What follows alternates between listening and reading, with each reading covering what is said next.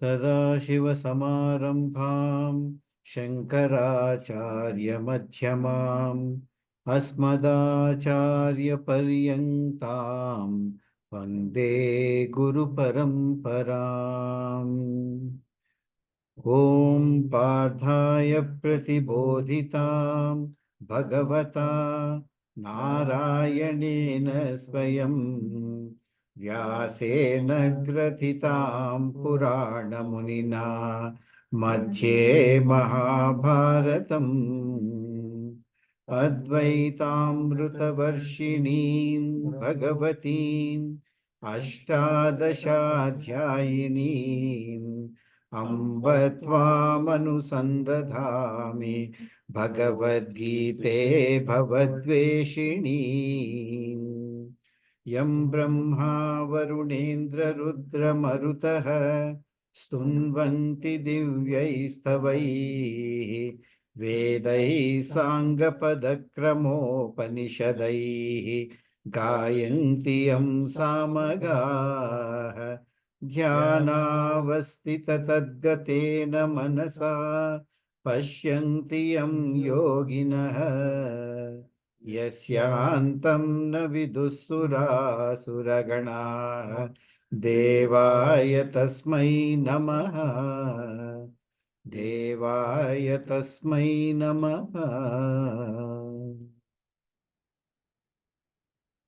So we have seen, we are in chapter 1 and we have seen up to verse 41 in the last class, wherein Arjuna, he was,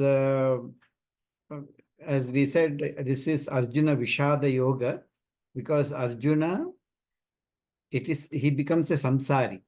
From a king, from a kshatriya, he becomes a samsari. What is a samsari? People with a strong attachment to the objects outside, people outside. When that attachment becomes very strong and it leads to the attachment will automatically lead to a sorrow as per the Shastras, because any attachment with the outside objects other than our own mind will only lead to a sorrow, because those aspects, those objects, those characters, those people, they are not permanent. There will be changes. That is nature of the world. Since there will be changes, people will think, till now that person is so nice to me, why she is talking or why he is talking the way he is or she is doing. So the moment that thought comes in, a sorrow follows.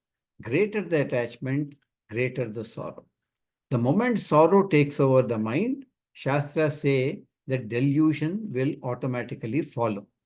Delusion is when one starts thinking dharma is adharma and adharma is dharma, broadly speaking.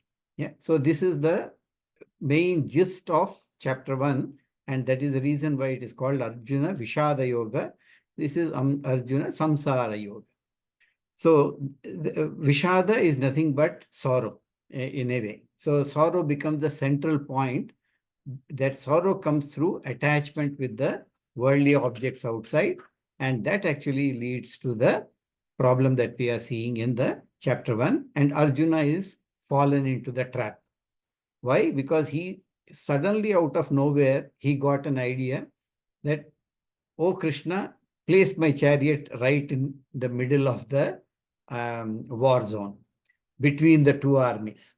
So the moment we say that he placed the chariot in between the two armies, Krishna knew that there is a psychological problem which will impact the outcome of the war. So very cleverly, he placed the chariot right in front of Bhishma and Drona. So he wanted the problem of Arjuna to come out and he can wash away the problem before the war starts.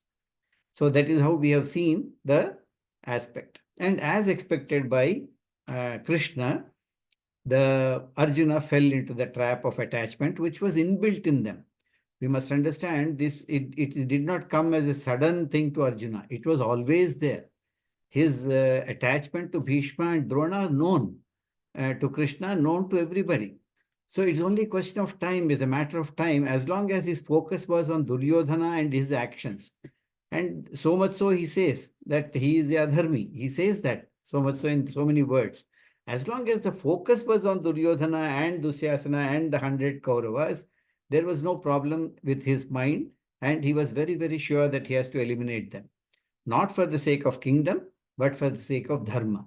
But the moment he says that no, this attachment of Bhishma and Drona comes to the fore, then automatically his vision got blurred and he went into a sorrow, and sorrow led to a wrong conclusion, which is moha, where he started talking about, why should we fight this particular war? Because we are going into all kinds of other problems, and his vision focus has shifted from dharma to personal relationships.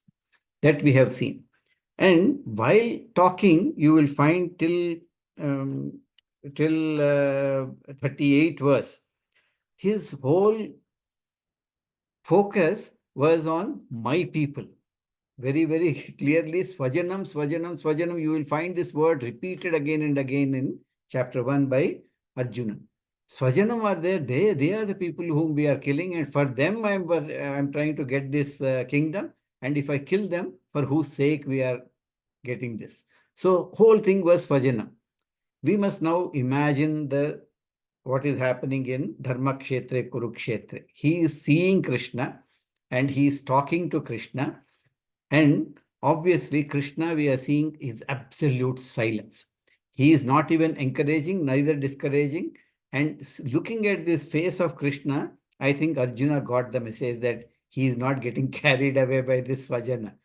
Because you must understand, Krishna is addressed by many other terms, many other names by Arjuna, but he never once says that he is the one who killed his own mama.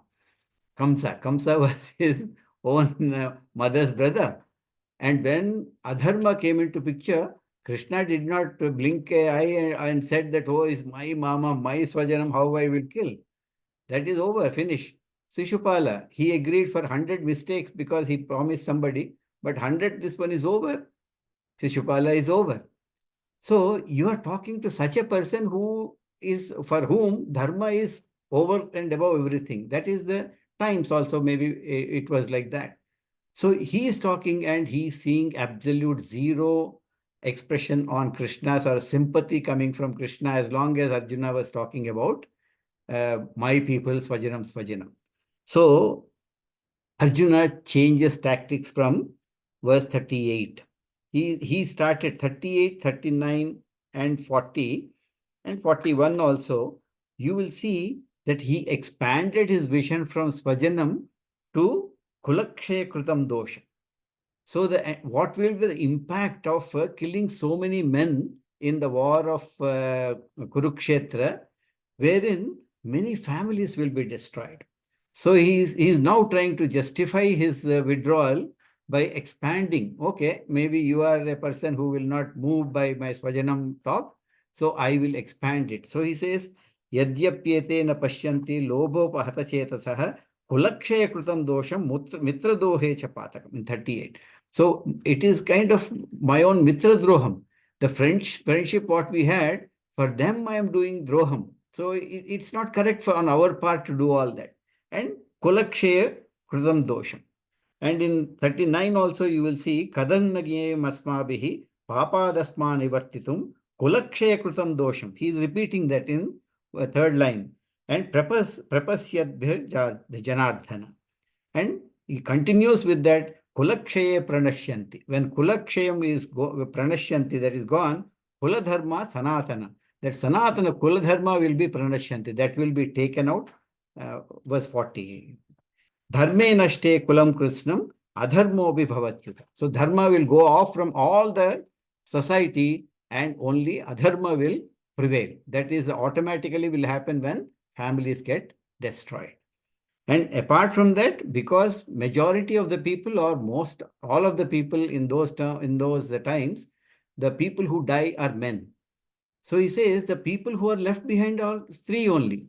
And three, by the very nature of the duties at that particular time of times that we have, they are not used to going out without support of the men in terms of earning money, etc., etc. They used to be rearing children most of the time. So, adharma bhavat Krishna pradushyanti kulastriyah. So, if you leave such a stree with who has to support now all the children, etc., you have a problem associated with that kulastri going wayward. And when that happens, Strishu Dushta Shuvashneya Jayate Varna Sankara. So we have seen all this in the last class as to how it leads to Varna Sankara. Mainly what we must understand is dharma. The term dharma has got lot of connotations at different levels, at different processes. From Vedic standpoint of view, dharma means actually there are three aspects, three standpoints we can take, and this we have touched base in the last class in a different way of that impacting the children, how the family life, etc. But dharma, what we see is that one is that the values associated with our lifestyle. That is given by the dharma in our shastras. Like what? Truthfulness. So many of the Upanishads talk about the importance of truthfulness. Yeah, we have seen not only with our Advaita Vedanta, even other yoga, etc. They talk about truthfulness as the most important value that we require to retain in the society. Otherwise, it's very difficult to do day-to-day transactions themselves unless you have the value of the truthfulness. Similarly, Mahatma Gandhi, we have seen till then, till last century, these values are still there, and we hope that they are still continuing anyway, like non-violence, generosity, helping others, sympathy for others, sympathy for people without parents, for example, children, young children who are there. So these are the general values that are there, becomes part and parcel of the dharma portion that we talk about, which requires to be given to the next generation.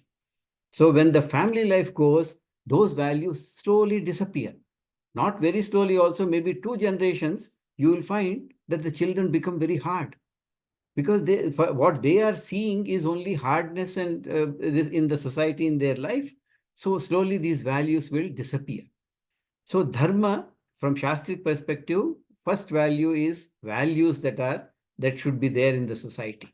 Require that. So when you kula dharma sanatana, when kulakshaya happens, you have the problem with this value disappearing in the society over a period of time.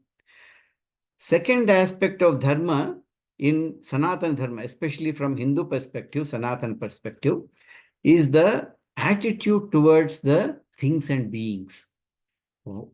Always our Sanatana Dharma expects a reverential attitude towards everything and everybody around you. That reverence is very, very important in Sanatana Dharma. In some aspects, you may not be seeing that easily. Reverence, when we say parents, teacher. So when we talk about, we say that tvameva matascha pitatvameva tvameva bandhuscha sakhatvameva. So Guru is Ishvara, mother is Ishvara, father is Ishvara, your elders are Ishvara. So that type of reverential attitude is part and parcel of our Sanatana Dharma. So this attitude becomes very important when we expand beyond your own family as well. So in Sanatana Dharma, nothing there out is not Ishvara. So when we say that every element is Ishvara, what should be your relation with the earth?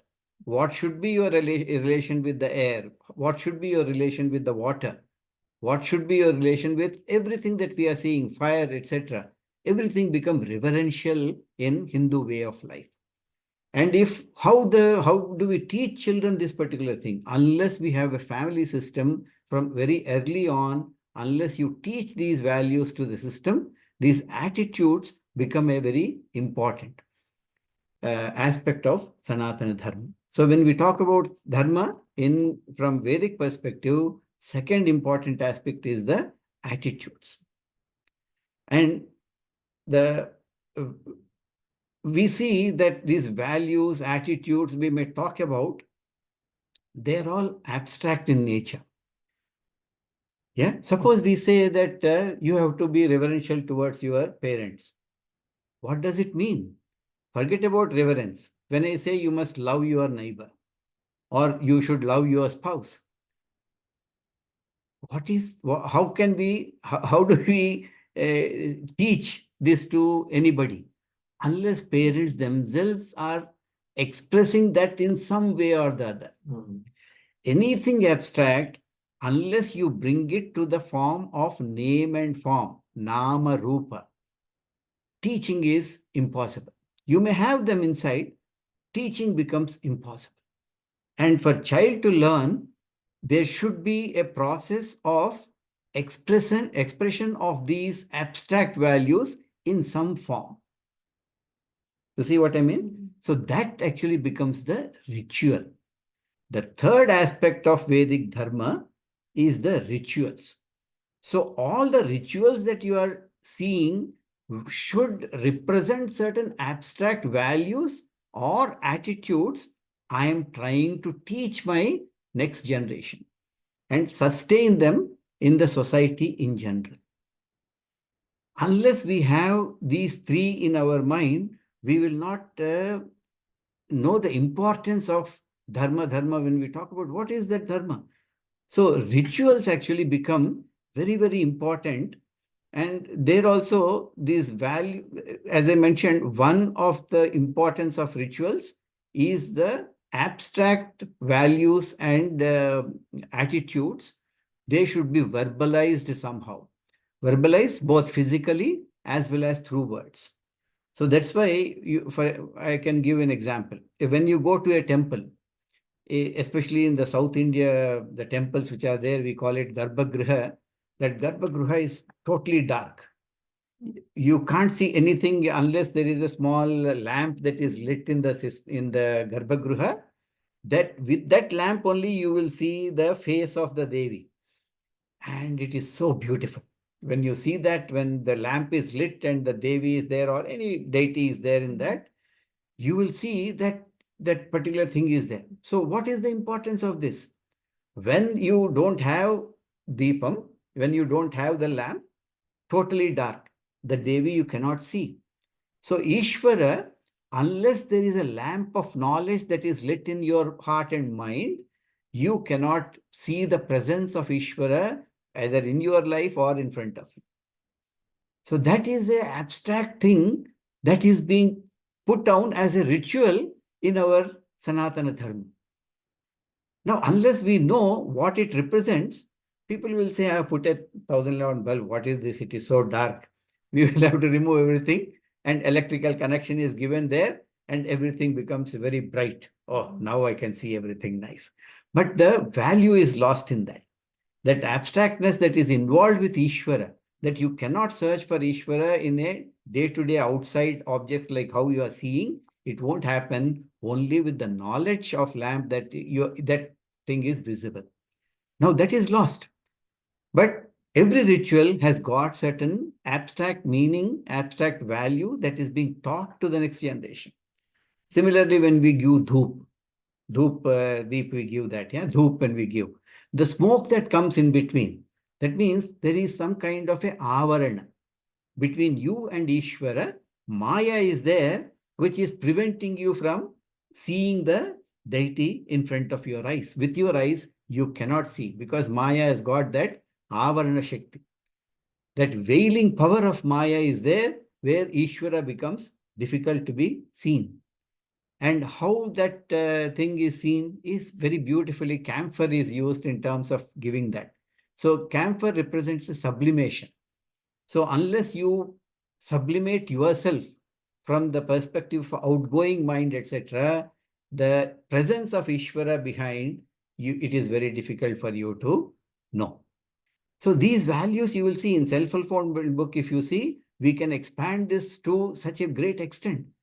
What all things in self-fulfillment in the first few chapters, you will find Gurudev telling these values and these aspects telling. So rituals become very, very important aspect of the Sanatana Dharma. Why? What for? To avoid loss of these values and attitudes, because somehow I have to convey these to my younger generation. So you can go through that. Every ancient tradition as a ritual that is there has got a meaning behind. Vimalanandji has given a beautiful this one in terms of how do we. So that at a ritualistic level, she has explained very, very beautifully. But go a bit deeper into the explanations that she has given and try to apply to the same things what we are seeing here in terms of Advaita Vedanta. You will find that every ritual that we are doing has got certain meaning in terms of verbalization, physicalization of the attitudes and the values that we require as far as Sanatana Dharma is concerned. So rituals become very important in terms of communication. People may say rituals are all superstitious. Why should I do this? It doesn't. So somebody should be there to explain this is how we are and that is why this is. But unfortunately, we are missing that in the society as we move down. But hopefully, it will come. And apart from such a high level thing, when we say that a value of reverence should be taught to the child, automatically we must have mother and father teaching themselves, following certain this ones. When they see an elder, you go and touch the feet of the elders. That is our tradition, which is there. Slowly lost. Now child becomes this one very shy in doing that. Why should I touch? He has come all the way and is so dirty. I will not touch that for the feet. So that type of this one is overtaking because mother, father themselves are not following. When they see their own mother and father, as long as they are there, if we don't follow that, how a child you can expect that you do it, but I won't do it. Child will only learn from seeing, they will not learn from hearing. So unless the mother, father themselves know these things, very difficult to teach these values when we move forward. And already I have told you in the last class as to the importance of these rituals is not for only the sake of this, but the sake of the family itself, these are important. And that is where we say that second thing the rituals do is bring the flock together. Very, very important aspect is if I don't have a ritual, when I come here, we say Hari Om. That is a ritual. All of us, we follow that. So what is there? That means to say that Gurudev has said, and Advaita Vedanta says, Ishvara is everywhere. I see Ishvara in you, and I bow down to you. Not only I say Namaste, I say Hari Om. So I'm already seeing Hari in you.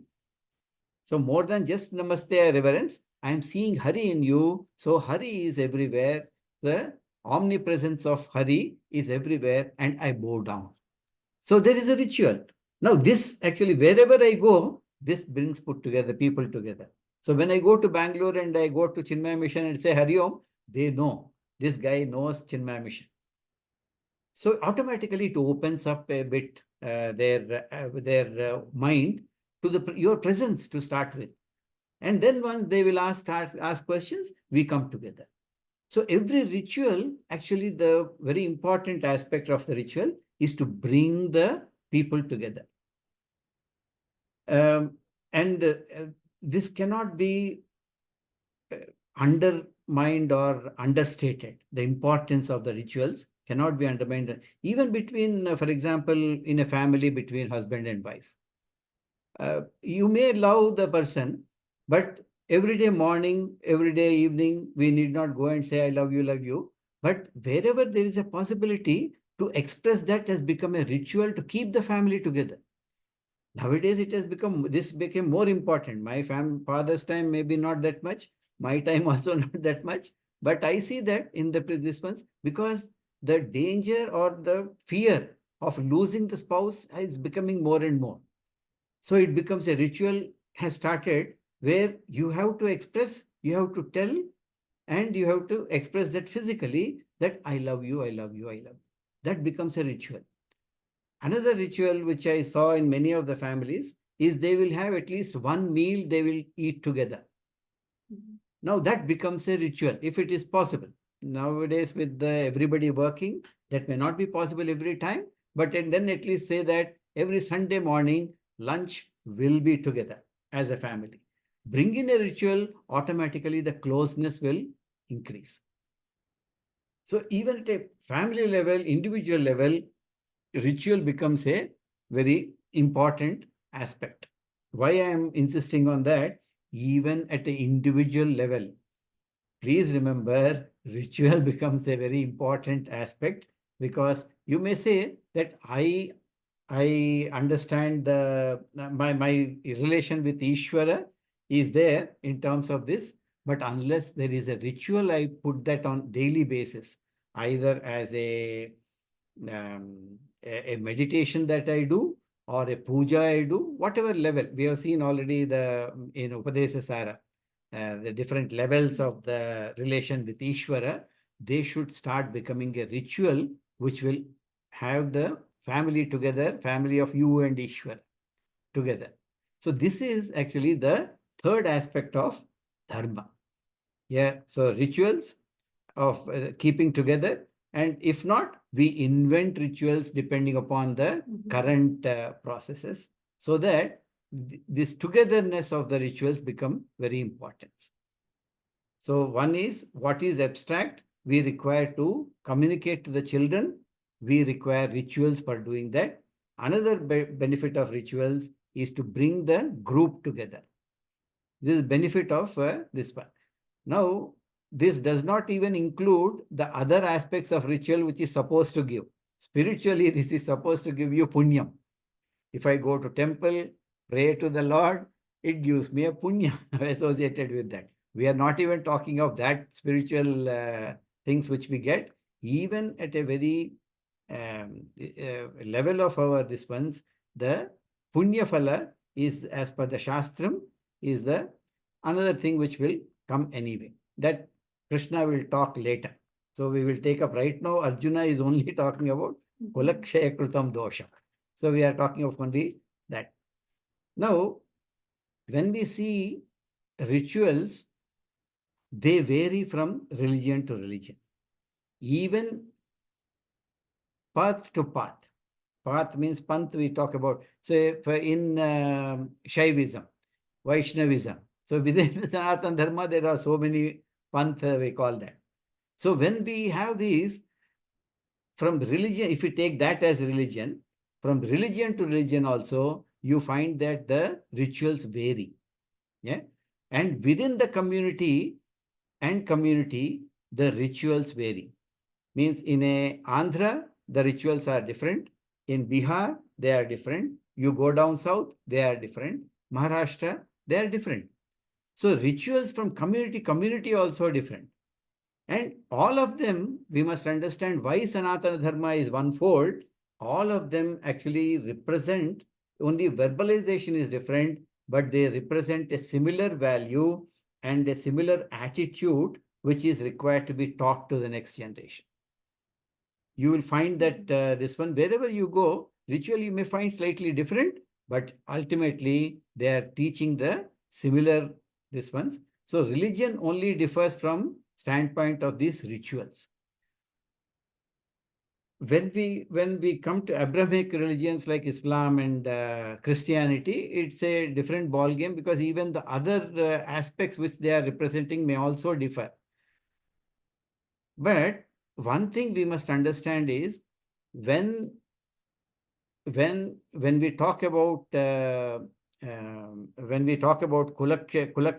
or kulakshaya kritam dosham, values and attitudes, you may find them, they can exist without even the family life. Values and attitudes, because values are generic in nature. Doing good in the society is common to everybody. You may not require that. But unless there is a ritual that is associated how we how we want these values to be given to the next generation, the rituals become only important from that perspective. So unless the rituals are maintained, the dharma will disappear. Unless the rituals are maintained, because children won't see the value of because they're abstract. What we are talking about, reverence, etc., they're abstract.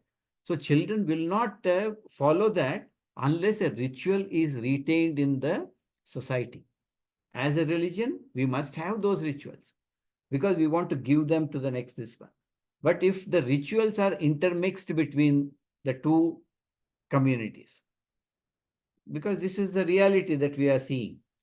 Children are marrying into others, and within even Indian community, they are marrying into other communities. So unless there is a clarity in the child in terms of what they represent, I'm going into a different this one. Nothing wrong with that. We are not really discussing on what is good, bad about that, because that is the reality we are seeing in the society. We must maintain the knowledge of our children to the level wherein these rituals that you are going into, you try to look at the parallels between the rituals that you are following or asked to follow with the rituals that you are saying, because they all represent the same good values, same good attitudes. Unless you have that, the rituals will lose that value, means even slowly that value and the attitude also will go away in the society. So the cohesiveness of the religion and the community is maintained when this vision of the rituals linked to the values and attitudes are clear to every member of the society. Am I making? Can I ask a question? I'm a little bit confused. So suppose, like you're saying that you have to look at the parallel between the two communities for the common values. So if both partners or members of the family have two separate communities, how, can you give me an example? I'm having trouble understanding. Okay. For example, yeah, a Hindu child marries into a Christian family. Yeah, both they are Christian and this one. When a birthday comes, now what we say is you should not put off the lamp.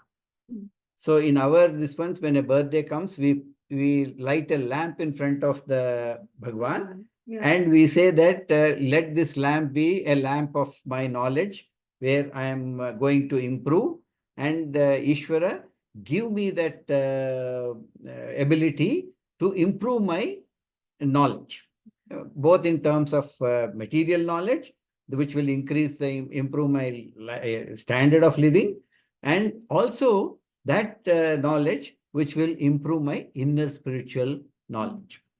And so in our society, there are Ayush Homam is done at a critical juncture of birthdays.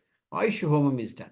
Why? Because then that is the ritual that is there associated with that. Now, you go into a Christian family, they light a birthday candle and they blow off. Now, what values will this child incur? Unless I am clear in terms of I am not blowing out the lamp because it represents a knowledge for me. I am blowing out the candle because there it represents only the number of years that are gone away from me. Now I have only limited period of time that is available for me to gain the same knowledge of lamp which is I am lighting in front of Ishvara. So if I have that clarity with me, no problem. Because the ritual represents certain other stuff. What it is telling you in Christianity, when they blow out the candle, is not that I am blowing out the knowledge that is there with where there the light represents. There I am reminding myself, so many years have already passed. And I have so many more years only to manage and catch up in terms of this. So this, if it is not clear, it happens in our this one also. When a candle is lit in Chinmaya Mission families, because Gurudev said, don't blow out the candles. We don't. Some people, they try to, with this hand, they try to take out because others are watching and they expect you to blow. And if I tell that to the other people, they may superstitious fellow, what he is doing. I have that problem. Child has what a problem in managing that kind of a conflict. So as long as we understand why that ritual is there and what it represents, we should not have any problem in terms of doing that. Otherwise, there is a confusion you are building into the child, and that original value, both of them will be lost. Yeah. I feel very guilty blowing out that candle because my father told me, but my mother is telling me, do that because you have to remember you have got only 85 years more before you will go anyway. So every candle blown, you have less number of time. If you are clear in that, no problem. Otherwise, child will be in trouble. Example. They just connected to presence. Yeah. So like that, yeah. See, that is why the Arjuna keeps on telling Kulakshayam, and also he brought out this one in terms of Varna Sankara. In 41 verse when we ended, the last word is Varna Sankara. That means Adharma Bhavat Krishna Pradushyanti Kulastriyah. When the woman of the family is bereft of the support of a breadwinner, automatically that such a lady to sustain the children will become a Jayate Varna Sankara. Dushta Varsneya Jayate Varna Sankara. This Varna Sankara will take place because no longer we have the similar thinking person as my partner. And once the original partner goes away, the lady might find it difficult to get a similar thinking person. She will opt for whoever is left behind. Because imagine the war that is going on where thousands of menfolk are taken out of the equation. So he's now focusing on the other aspects which are there. Yeah. And you are seeing this in these societies, including India, when we talk about when this family life is gone. Okay. Maybe another one small aspect I will touch base. Whether we progress with the verses or not, I don't know. Family life was taken before as one of the important necessities for fulfilling your artha and kama goals. Goals are of 4 types. Yeah. So artha is the financial goals of the family, and second will be the kama, the desires which are there, physical desires, mental desires, security desires. You can take of any desires that are there associated with that. Very important, a stable family is there for achieving these goals of artha and kama. Dharma is there. Anyway, moksha is a different ball game we see. But as far as the family values are concerned, the artha goals and kama goals, it's very, very important that we have a family life associated. In fact, Appaji Garu, who was this one, he used to say, family, when you marry somebody and you create a family system, it is like creating a fort which will protect you and your spouse and your children from crossing certain limits.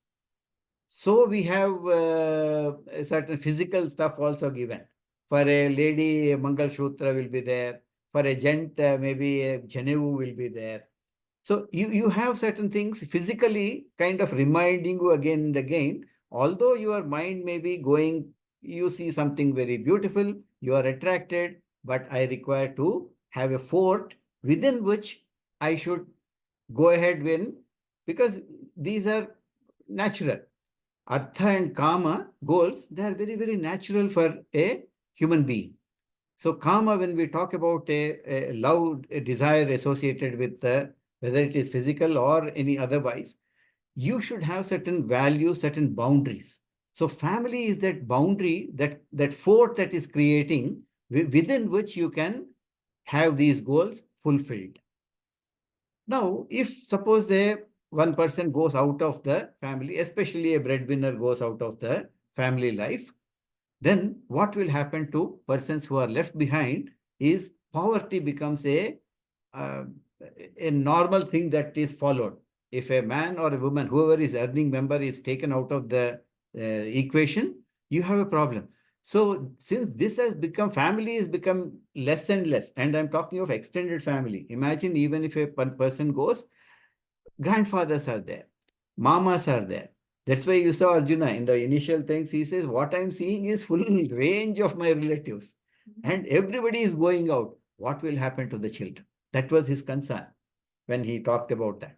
So he says that unless we have a family, the goals of the money, wealth, and the goals of karma becomes very loose. Values will become very loose. Because just because a person has died doesn't mean who is left behind, her desires or his desires are gone. They will continue because they are part and parcel of our very nature. So the moment that happens, Varna Sankara, Kula Sankara, this is going to take place. Everything will become a problem in terms of this. So that Artha and social institution will have a problem. So governments recognize this because the family life, when it becomes weak, governments step in. That's why we have governments giving in social security and taking care of the children. Why it is important? Because family life is not given equal importance or more importance. So you have old age homes. Why it is required? Before, everything was taken care by the family. So the security aspects of the old age person is now no longer there.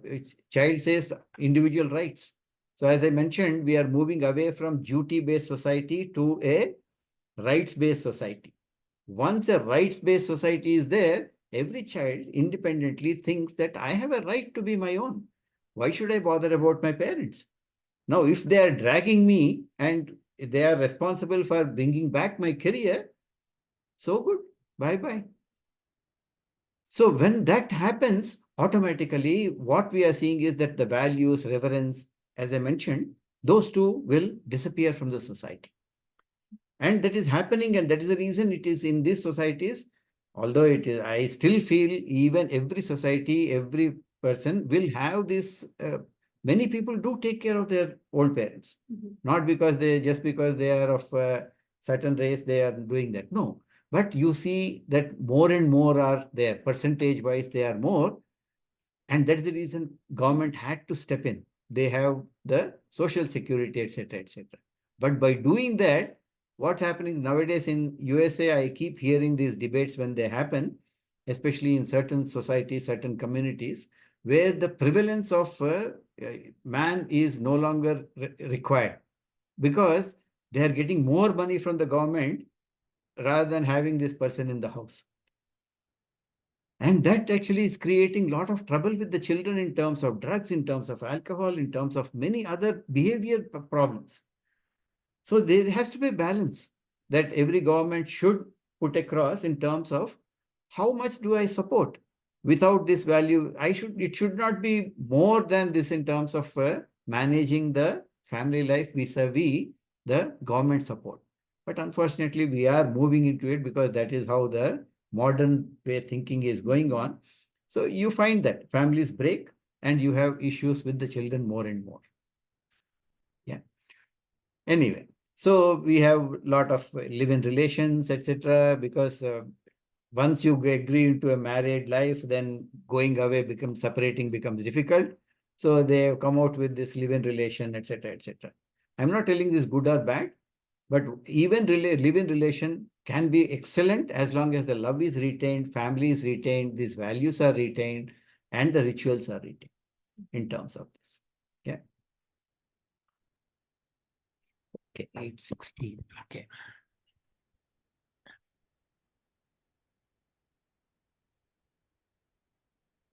So that is what Varna Sankara of Arjuna's problem that we have seen. So we will read 1.42.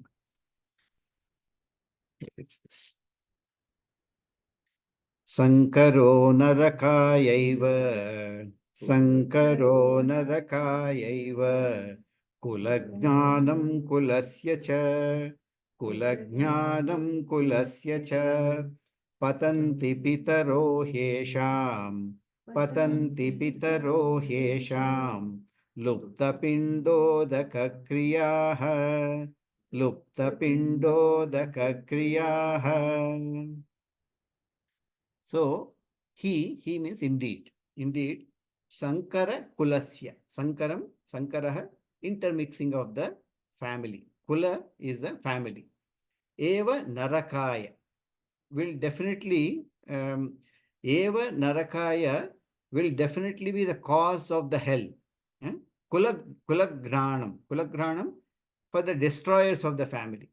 So now he is telling he and Krishna, he is addressing Krishna, see, that they will go to hell. Not only they, whoever is responsible for destroyers of the families, esham pitaram cha, and their ancestors also patanti, they fall. Lupta pindodaka kriyaha, being deprived of offering of food and water. As far as Sanatana Dharma is concerned, we have one thinking process which is, there cannot be any proof for that, which is accepted by across all the paths, whether it is Shaivism, Vishnuism, Buddhism, any isms you take within Sanatana Dharma, all of them believe in rebirth. Okay, so as far as all these are concerned, rebirth is there. Even Buddhism, who doesn't believe in Ishvara, believes in rebirth, because that rebirth process is part and parcel of that. When the body dies, you don't die. You will come back in a new body, is an accepted principle in Sanatana Dharma. You don't find that in Abrahamic religions, but here, even they have this. Really speaking, they also wait for the time of judgment and rebirth take place. Only once, and that will be in the presence of either Jesus or Allah, whatever they believe in that.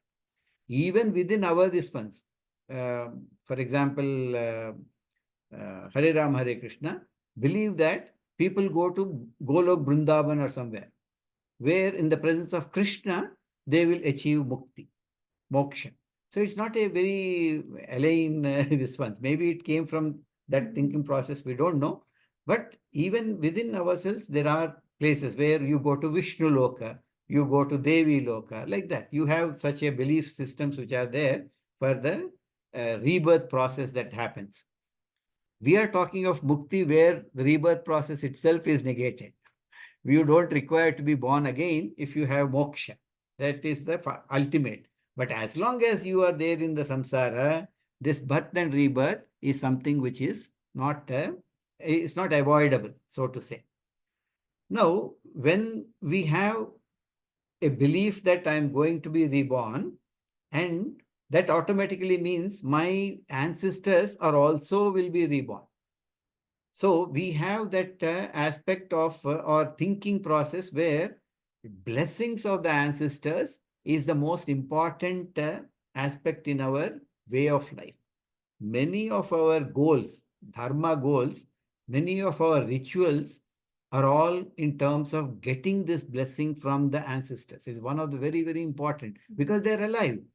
And they are the people because of whom I got this body. So I require to have that respect for the ancestors who are there.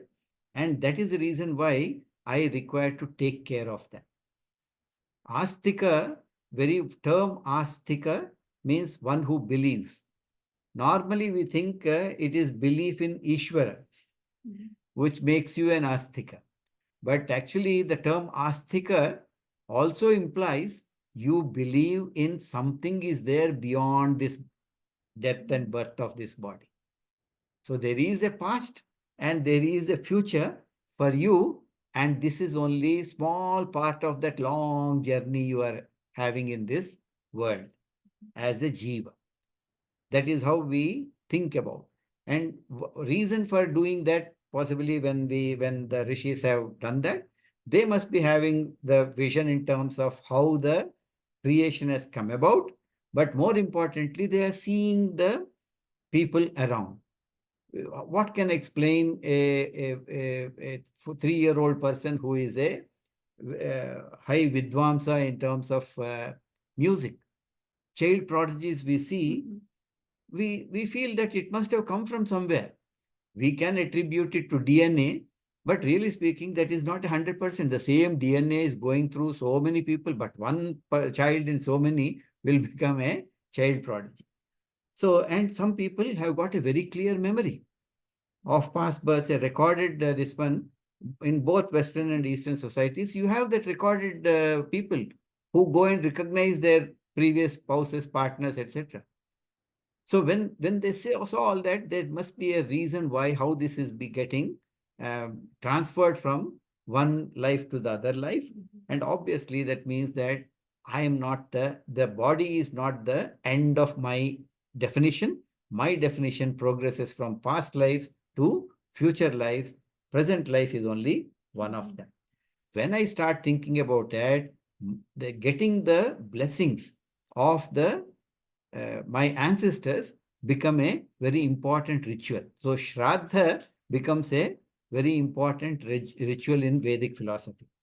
So this Lupta Pindodaka Kriya, when we talk about uh, Pinda, Kriya, Shraddha, Udaka, these are all means Tarpana, that we offer it to our people, and Lupta means deprived of. So when you deprive the ancestors of the offerings that we make during certain specific this ones, you have a problem that those people also will fall down, in the sense that they will not get proper life because you are not giving respect to them in a proper way.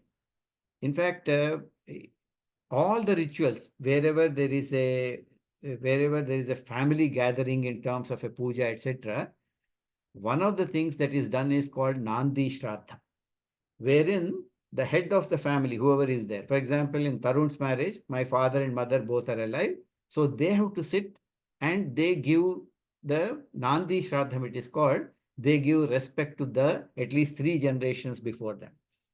That means we are giving that thing to Tarun in terms of telling that you need to respect your at least 3 generations.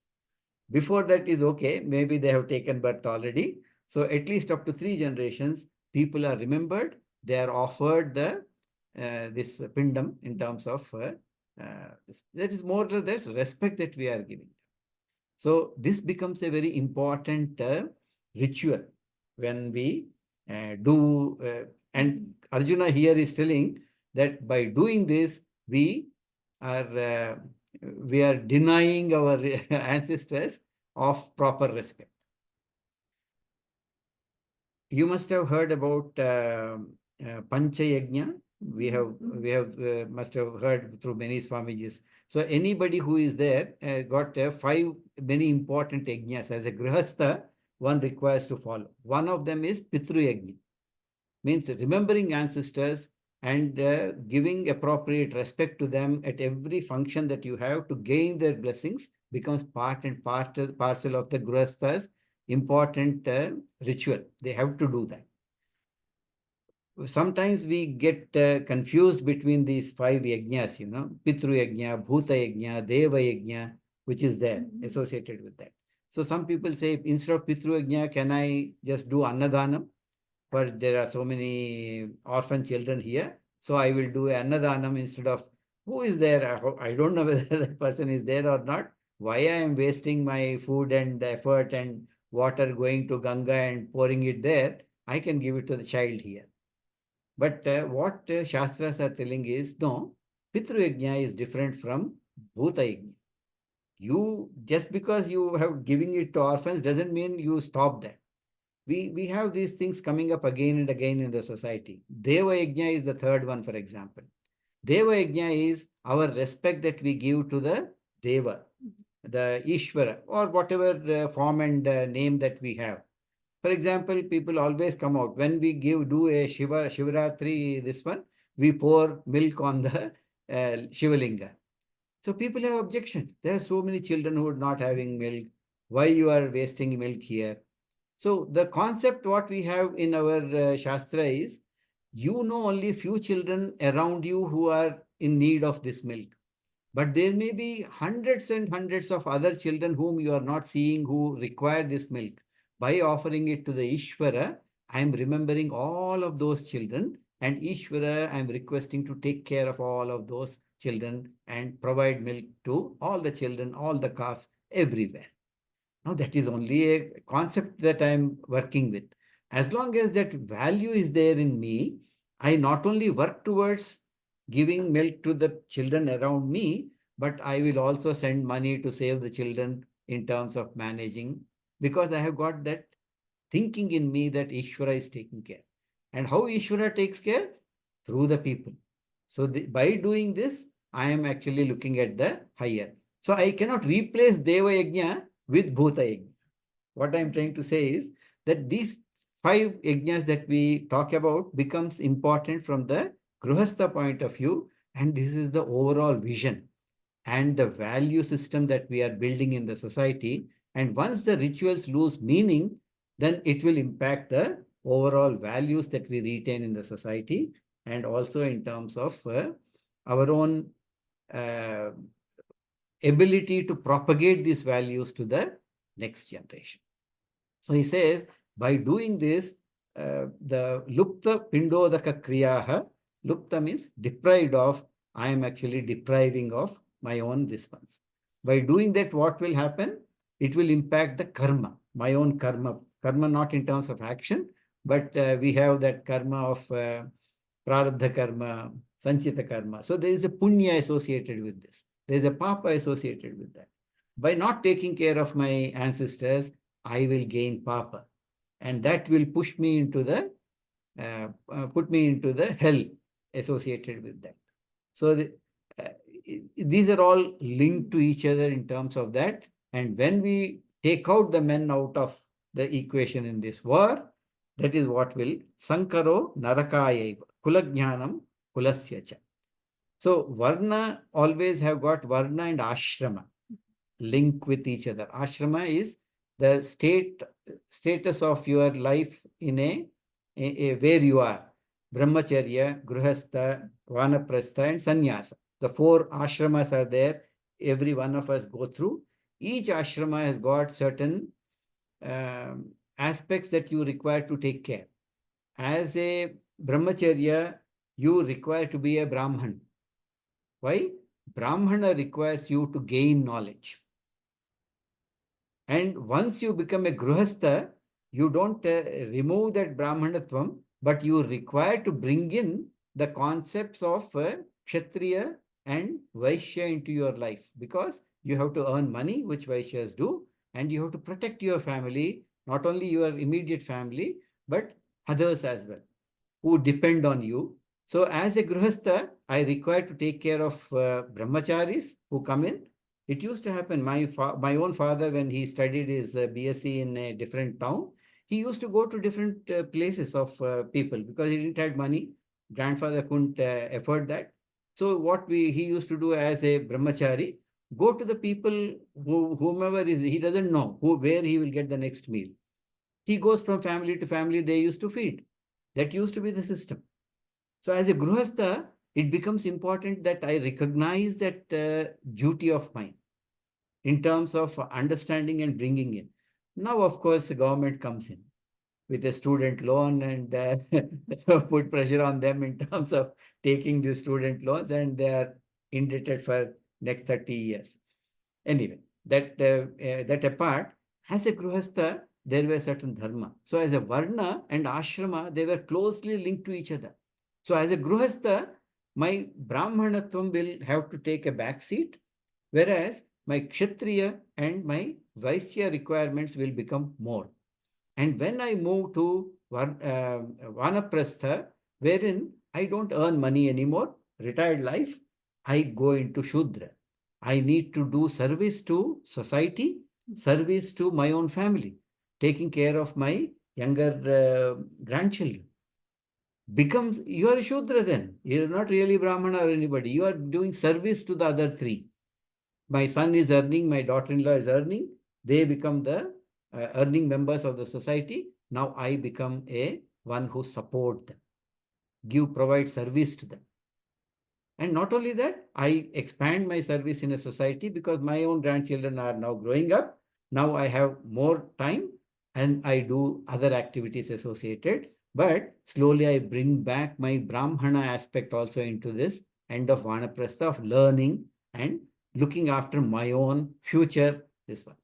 If I don't want moksha, very good. I at least require to go to Swarga.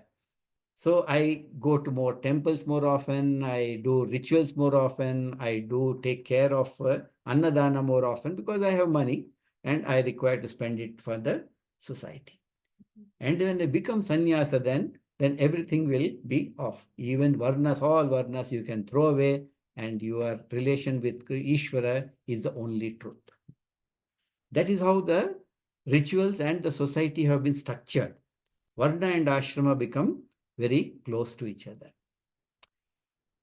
Okay, we will take up 1.43 onwards in the next class, already 30. Wow, time flies.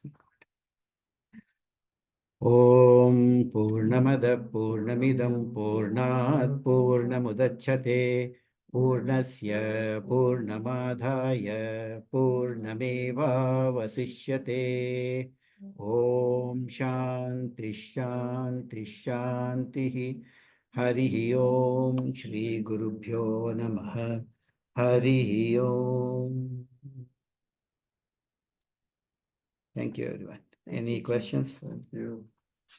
Where do we begin? Last week I had to somebody dropped in and I had to visit with them when you were answering those questions. I don't know, Okay, bye. Sabine Oh, yes, and I think Manoj might have asked a question and I couldn't listen to what was going But on. it's recorded, isn't it? You can, it's recorded, right? Yeah. You can go back and listen. So, Sankarji, I have one more question on the actually ashram actually. Okay. So my understanding of after Grihastha ashram, one person is with the way towards forest. So living this and journey towards other things actually, or tapasya or sadhana, and then sannyas. So since these were, I think the story we hear from Satyug, even though kings were doing all those things, Yeah. but in the course we lost those actually.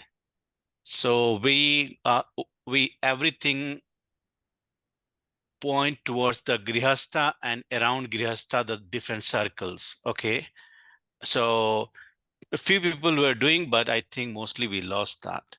Yeah. So is it also one of the contributor, because what we say is the generation gap and all those were so scientifically developed in our system, and these were also the cause for all this Varn Sankar and other things you were seeing. So Thing is like this, Manoj. When you talk about Vanaprastha, going to the forest, and we see the kings doing that. Even in Dhritarashtra, for example, after the war was over, he and Gandhari and all are supposed to have withdrawn into the, and Kunti also follows, etc., etc. That's what maybe you are referring to. But really speaking, Vanaprastha doesn't mean physical movement into the forest.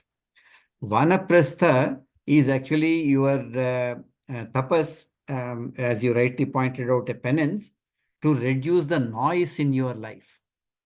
Vana represents forest. Vana comes from Rana. Rana means noise and sound. So when we talk about going into the forest, first thing that you require is the silence that is there in the forest. Except for the natural sounds, you don't have any other sounds that are troubling you in a society when you live here as a grihastha. So physically, you need not withdraw into forest per se.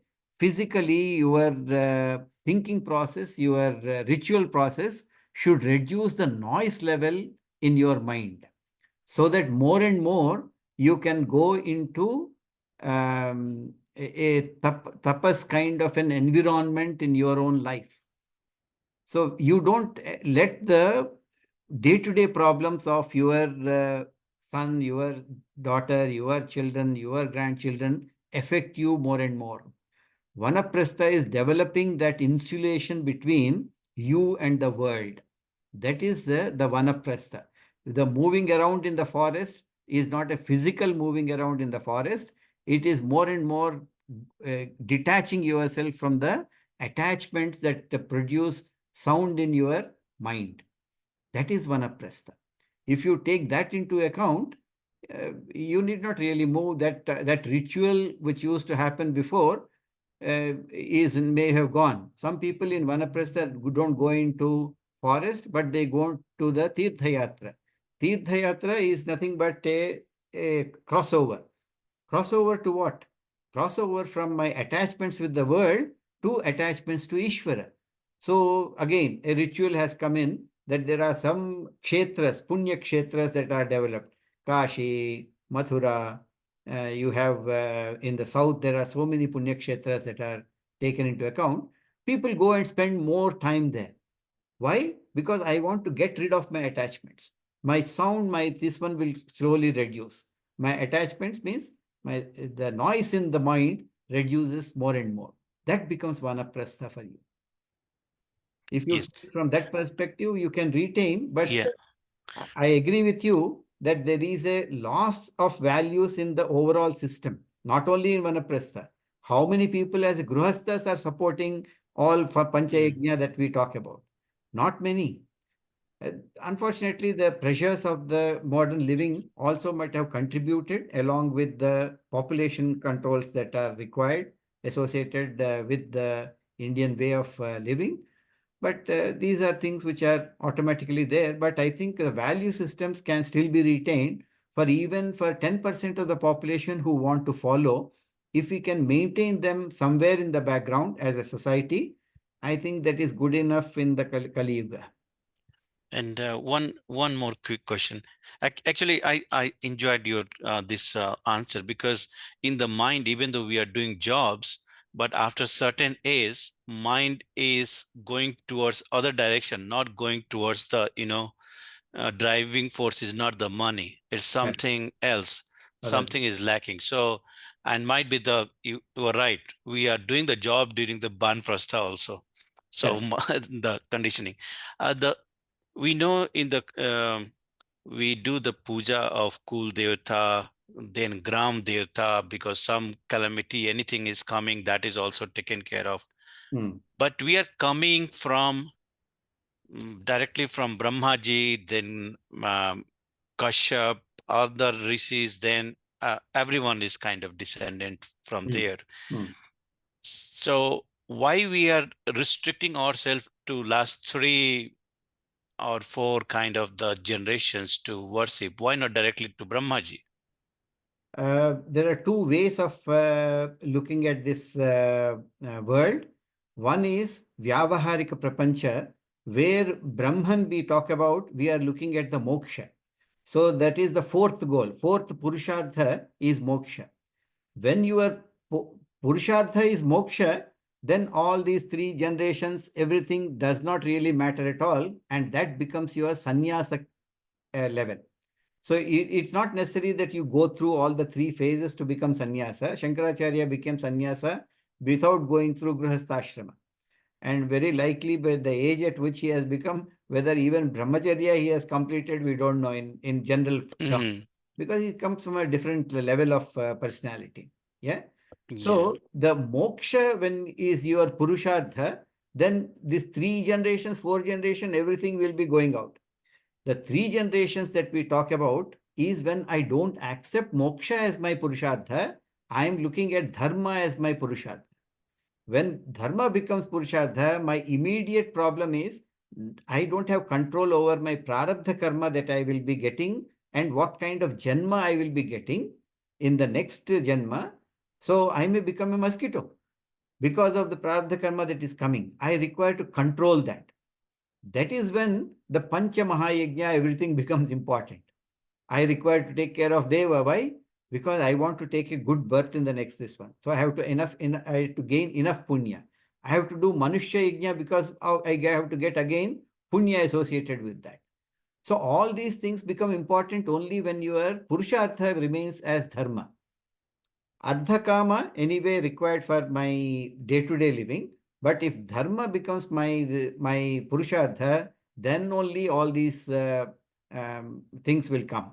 And if I graduate to moksha, that's why sannyasa, you don't have any responsibilities. Not even Panchamahayajna is important for you. Rituals don't have any place when moksha is your Purushartha. Thank you. Okay, we'll stop here. Already 10 minutes more than what we started with. Okay, we'll meet next Thursday. Hari Om, Sure. everyone. Ask the Thank you. question. Sorry. Ask the question about D- So last time you asked a question, Manoj. Sunday morning. Oh, okay. I think many people have left. Mm.